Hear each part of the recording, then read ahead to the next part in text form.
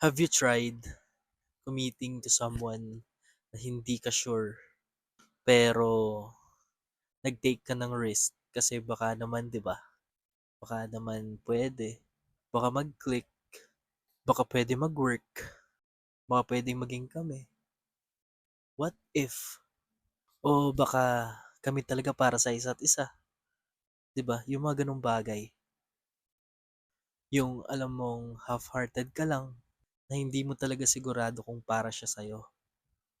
Alam mo yung feeling na parang gusto mo siya pero parang hindi, gano'n. Hindi mo talaga ma-express kung ano talaga. Sounds unfair, right? Pero alam nyo ba, halos lahat tayo ngayon, doon tayo nagre-risk sa parang gusto lang natin, na parang hindi. Yung nagko-commit tayo sa isang relationship na hindi naman tayo sigurado kung gusto ba natin o hindi. O baka bugso lang ng damdamin or kung kaya ba natin talaga napasukin yung situationship na yun. Imagine that, hindi lang oras mo yung sinayang mo, kundi oras at energy din ng ibang tao. Nakakainis yun, no? Kasi kung laro lang pala yun para sa'yo, tapos sineryoso ng ibang tao, aba, lugi, lugi. Minahal na nga kita, ako pa yung sinaktan, at ako pa yung nasaktan. Na kung hindi ka pa pala sigurado, bakit mo ako ginulo? Bakit mo ginulo yung namamayapang ako?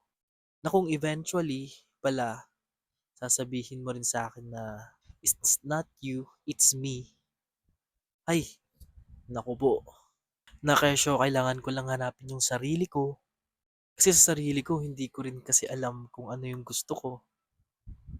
I'm not yet ready for this kind of relationship. Kung hindi ka pa pala ready, bakit mo sinimulan? Bakit mo ako ginulo? Ba't mo sinimulan? Di mo rin pala tatapusin. Ang sakit, 'di ba? Dahil ba nadala ka ng bugso ng damdamin? Dahil ba feeling mo na napakaganda magkaroon ng relationship at that moment?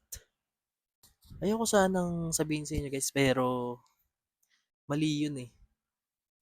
Relationship is a commitment. Kung pinasok mo, kailangan mong malaman yung mga consequences. Hindi pwedeng hindi ka sigurado. Hindi pwedeng half-hearted ka lang. It should be 100% whole you and me sitting on a tree para maibigay mo rin yun sa taong yun yung pagmamahal na deserve nila. Kaya sana bago mo pasukin yung isang bagay, isipin mo yung sarili mo, isipin mo din yung mararamdaman ng ibang tao para walang lugi sa inyo. Kaya kung hindi ka sigurado, wag mo ituloy, okay? Makakasakit ka lang.